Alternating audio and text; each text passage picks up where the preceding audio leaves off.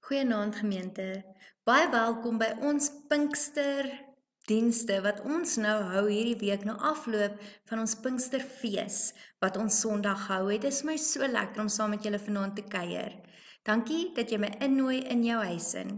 Ons gaan hierdie week 'n bietjie stil staan by die brief van Efesiërs. 'n Bietjie saam leer oor wat die geskenk is van die uitstorting van die Heilige Gees, wat die impak daarvan is op ons eie individuele lewens, maar ook as 'n gemeente saam. Ek hoop hierdie dienste sal vir jou tot versterking en bemoediging wees. Die woord het mens geword en onder ons kom woon. Ons het sy heerlikheid gesien, die heerlikheid wat hy as die enigste seun van die Vader het, vol genade en waarheid. Gemeente, genade en vrede vir jou van God die Vader, wat op die eerste dag gesê het, laat daar lig wees. Genade en vrede vir jou van Jesus Christus, die Seun wat as lig mens op aarde geword het. En genade en vrede vir jou van die Heilige Gees, wat ons harte en verstand verlig. Welkom in die huis van die Here. Gemeente, ons gaan nou saam na 'n lied luister. Mag dit jou bedien, mag jy dit geniet en jy kan sing as jy graag wil. Dankie.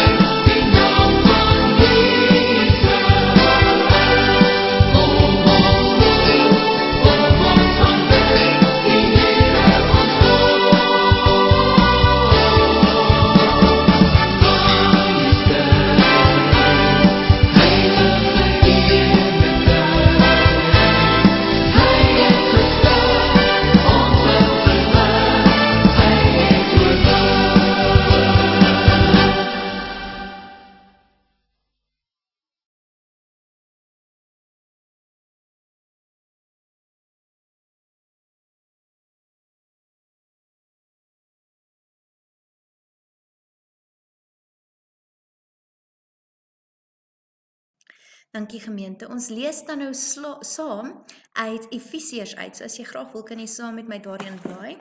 Dan lees ons uit Efesiërs uit, hoofstuk 1, vanaf vers 3 tot 14.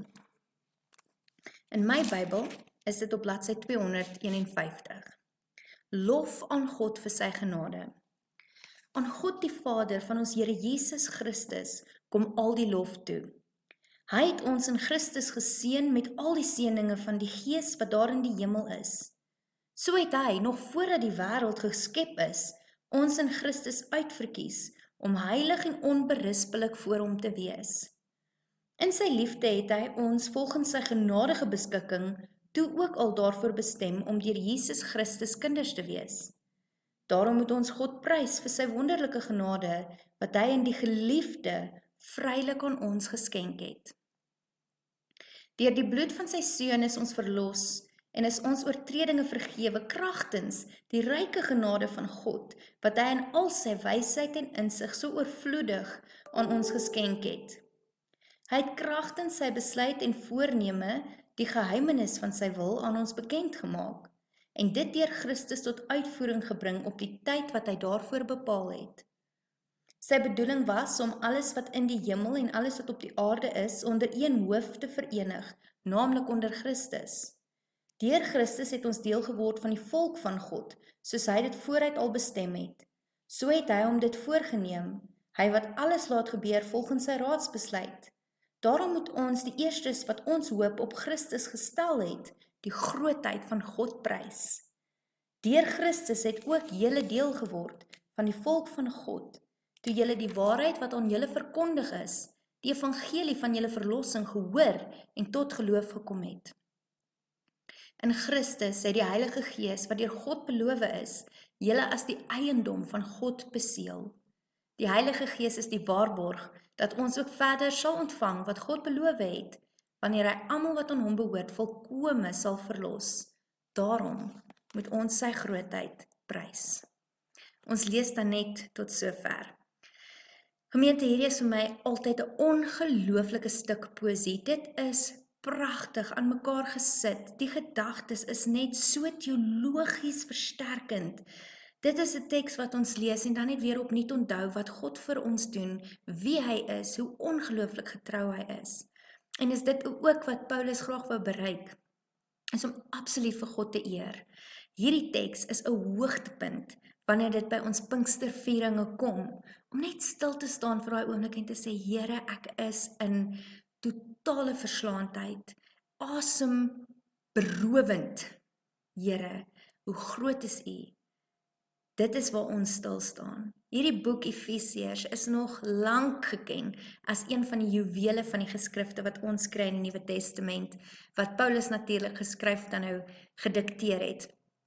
Dit is ook 'n geskrif of 'n brief wat dan nou in die gevangenis geskryf was, soos baie van Paulus se ander briewe. Dit baie ooreenkomste met Kolossense en met Filemon, maar is baie uniek in sy eie reg. Byvoorbeeld, Efesiërs is nie 'n brief wat geskryf was aan 'n spesifieke persoon of 'n spesifieke gemeente nie. Eerder was dit gesien as 'n omsendbrief wat geskryf was aan al die gemeentes van Klein-Asië. En regdeur tyd is dit nog steeds vir jou en vir my geskryf en relevant. En dit is so 'n half opsomming van alles wat Paulus geglo het, sy teologie. En hy ons weer opnuut aan herinner. En hy begin dit deur God te eer, deur hom te prys, deur te loof en te sing, soos Dawid voor die ark gedoen het. So ongelooflik deurdrenk is hierdie man van God se groot genade en vreugde, en deel hy dit met ons vandag. Nou dit is vir my verskriklik mooi, want soos ek sê, dit was 'n omsendbrief wat eintlik gestuur is vir al die gemeentes van Klein-Asië, en dink dit baie na oor die wese en die optrede van God die Vader, Jesus Christus en die Heilige Gees. Dit vra ons 'n bietjie om na te dink oor wat beteken dit om kerk te wees? Wat word van ons verwag? Wat is ons funksie? Wat is ons identiteit? En meer as dit, herinner dit ons ook as individu om bietjie na te dink oor my redding, dit wat God vir my gegee het in sy groot liefde en barmhartigheid. Want is die eerste keer wat Paulus begin praat, nie van redding deur geregverdigheid nie, maar redding deur geloof, as 'n geskenk, as 'n vrywillige opoffering van Christus, wat ons lewens gered het. So ons staan net 'n oomblik stil, onder die uitstorting van die Heilige Gees wat plaasgevind het op Pinkstersondag, en soos wat die seën op ons neerreën en ons deurdrenk, dink ons in ons harte aan hierdie pragtige waarhede en geskenke wat God vir ons gegee het. Nou, Stefan Joubert sê, Efesiërs is eintlik 'n teologiese kragtoer, wat ons van een juweel na die volgende vat, wat ons kan ontdek, ontgin en waardeer. Dis amper al 'n opsomming, soos wat Romeine is van die teologie wat Paulus geleer het, net in 'n korter weergawe. So dit is 'n gelaaide skrif. So dis vir ons lekker om dit weer 'n bietjie te kan lees en ons gees daarmee op te vul. Die brood van die lewe, hierdie is volgraan brood. Nou Turner het in 2005 die volgende van Efesiërs gesê: This short letter is so densely packed with the apostles' major themes that it has been hailed as the crown, as the quintessence of Paulinism. It's thankful, it's prayerful, it's a celebration.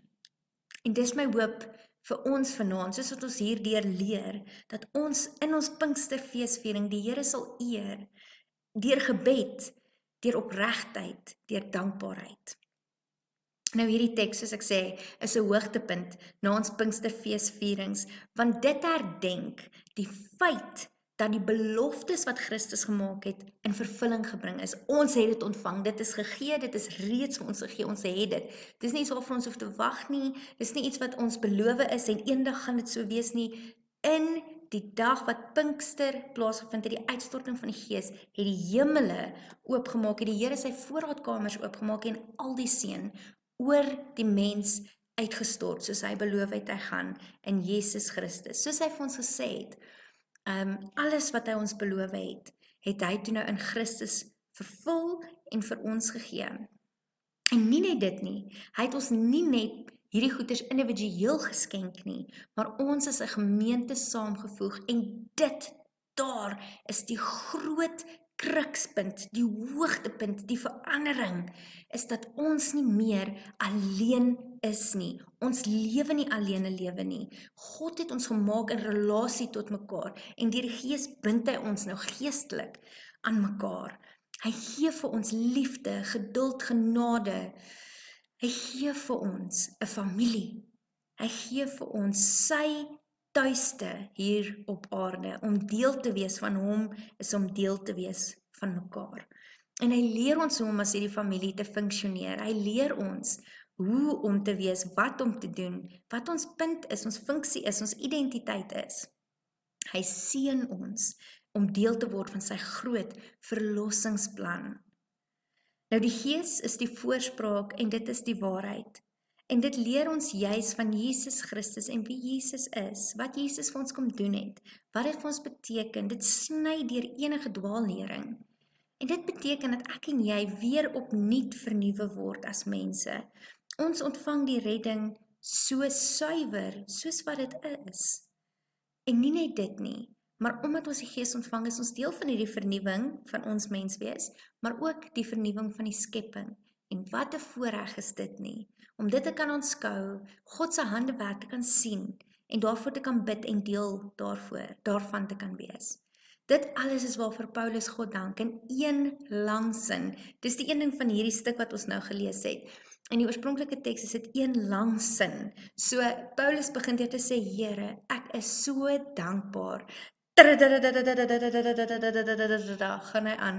Gaan hy aan. En een lang sin is Paulus besig om vir God te sê, Here, U is so great, U het soveel vir my gedoen, ek is so dankbaar, want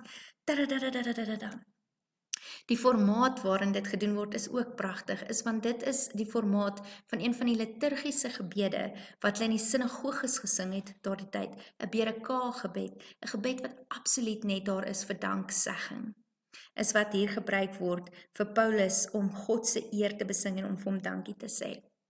Nou Paulus is baie spesifiek in waarvoor hy die Here dankie sê, maar hy sê juist 3 pertinente dinge. En ek en jy kan ook daarin vashou vandag as ons dit vergeet het in die tyd. Is heel eers te sê vir die Here, dankie dat U so getrou is, dat U van ewigheid tot ewigheid dieselfde is, dat U tydloos is, dat U nog altyd daar was. Die tweede ding is, Here, dankie dat alles in hierdie wêreld, in die geskiedenis en in die toekoms, alles gebeur volgens U raadsbesluit. U is in beheer. Elke verloop van enige iets is soos wat U dit bepaal. U regeer. En daarvoor sê hy vir hom dankie. En die laaste ding is dat hy vir die Here dankie sê vir hierdie ongelooflike seën en al die beloftes wat in vervulling gebring word deur Christus is nou vir ons gegee. Ons is nou die erfgename daarvan. Dit is vir ons gegee om juis op hierdie aarde te kan hê. En Paulus sê net vir die Here in oorvloed dankie dat ons soveel seën ontvang het. Want dit is die waarheid van Pinkster, gemeente. Dit herinner ons weer, God is getrou, hy is nog steeds daar, hy daag vir ons op, hy is in beheer, hy regeer, niks gebeur met ons buite sy raadsbesluit nie, en hy seën ons en hy hou aan om ons te seën. En Paulus praat juist oor hierdie seën, wanneer hy genade beskryf, as 'n oorvloedige ding. Hy hou aan, soos wat hy amper praat en oorborrel oor genade, is hy besig om onomatopies vir ons die metafoor te skets van hoe langdurig, nimmer eindigend hierdie genade onuitputbaar is van God. Hy sê dis soos 'n magtige rivier, en hierdie magtige rivier is die heeltyd besig om by die damwalle te oorspoel. Dit is nie iets wat die Here net een keer vir ons gee en dan is dit nie. Die Here is aanhoudend in ons lewens en hy is aanhoudend besig om dit vir ons te gee. Hierdie stroom genade wat lewe en genesing en versterking bring, is die Here die heeltyd se teenwoordigheid in ons lewens. En binne in hierdie teks, binne in hierdie lied wat Paulus sing, is daar 'n baie spesifieke geloofsbelijdenis wat dit anker. Ek lees dit graag vir jou uit verse 20 tot 23. Dit is dieselfde kragtige werking van sy mag wat hy uitgeoefen het, toe hy Christus uit die dood opgewek en hom in die hemel aan sy regterhand laat sit het, hoog bo elke mag en gesag, elke krag en heerskappy en wat daar ook al van sprake mag wees, nie net in hierdie bedeling nie, maar ook in die bedeling wat kom.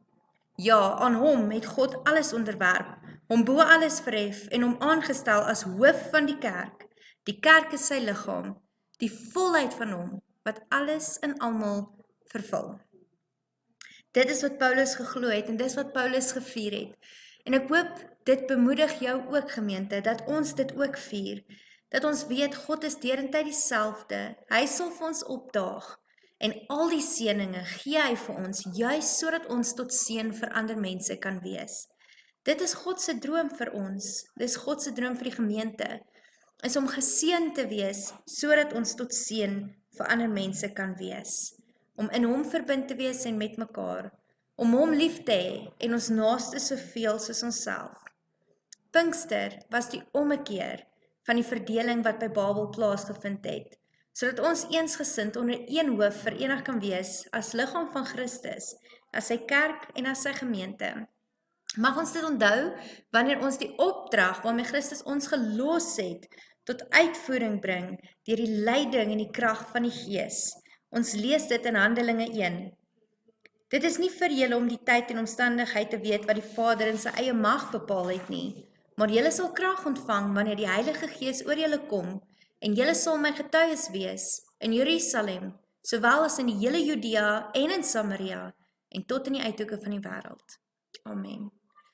Dankie gemeente, dankie dat jy saam geluister het, dankie dat jy ingeskakel het. Ek hoop dat dit vir jou van waarde was, en dat die Here jou hierdeur versterk, vir jou hoop gee, vir jou bemoedig, en vir ons 'n vernuwing bring in ons gemeente en gewes, maar ook vir jou persoonlik. Mag ons regtig die geskenk van die Heilige Gees oopmaak, dit koester, dit bewaar en dit gebruik. Mag julle mooi aand hê gemeente, mag dit 'n lekker aand wees. Totsiens.